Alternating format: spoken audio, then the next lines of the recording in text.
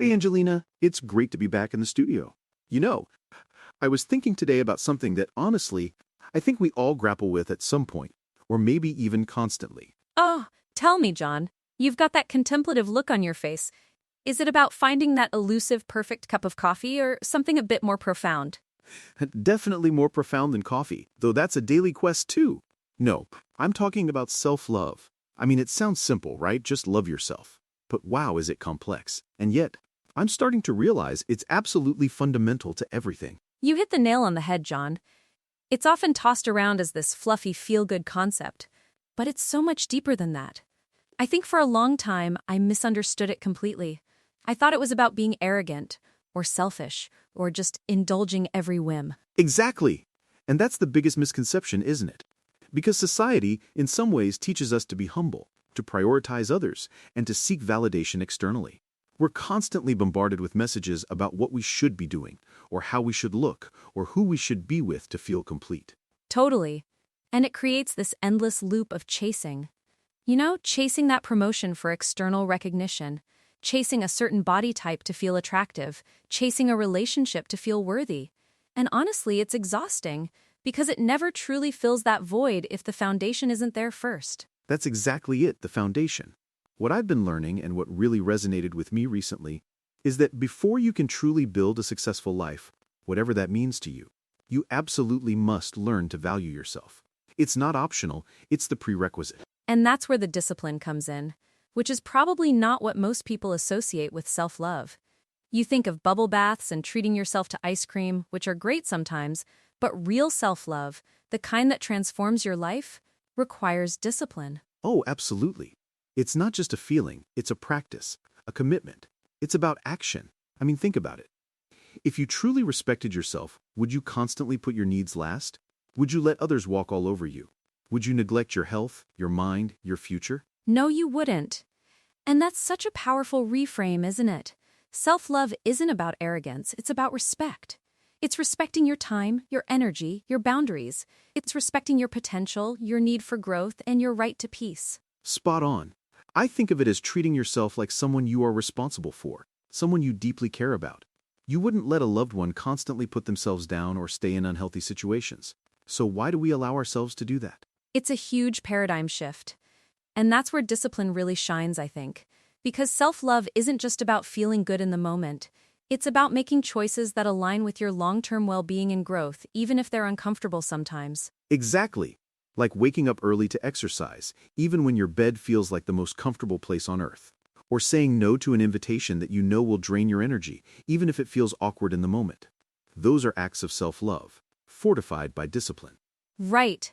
Every time you keep a promise to yourself, whether it's sticking to a new habit, prioritizing your mental health, or even just taking 5 minutes to breathe, you're building trust. And that trust, over time, becomes this deep, unshakable confidence. That's such a great point about trust. Because when you consistently show up for yourself, you start to believe in yourself. You know you can rely on yourself. And that, my friends, is priceless. It changes everything. It really does. When you truly value yourself, you just naturally stop chasing unhealthy situations.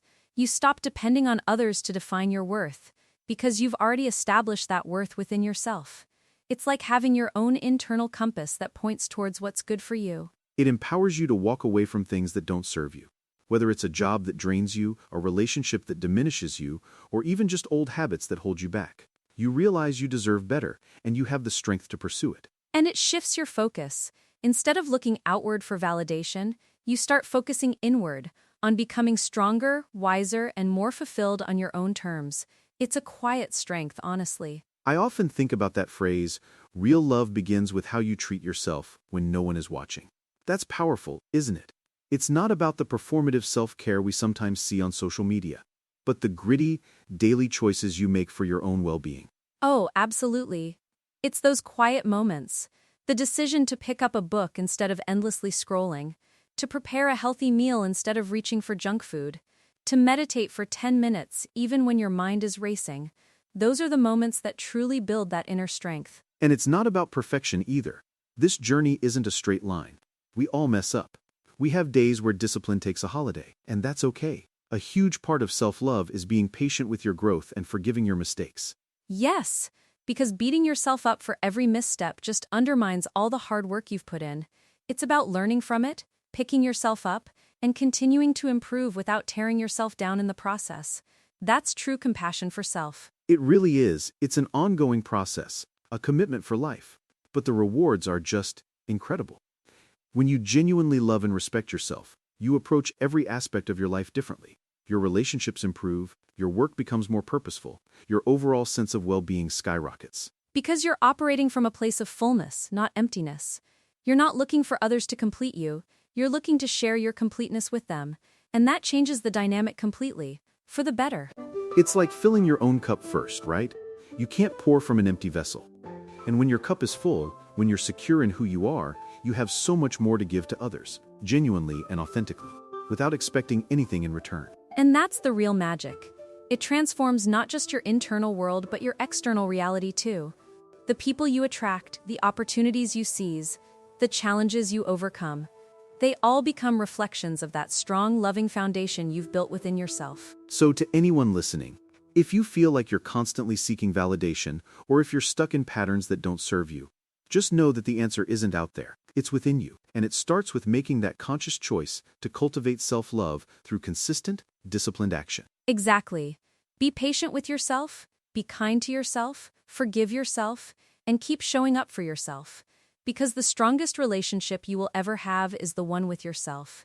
And when self-love becomes your foundation, success and peace will naturally begin to grow from within. Such a beautiful way to put it, Angelina. It really is the ultimate act of empowerment. Thanks for joining me for this important conversation today. Always a pleasure, John. Let's keep loving ourselves and building that beautiful foundation. Until next time, everyone. Take care.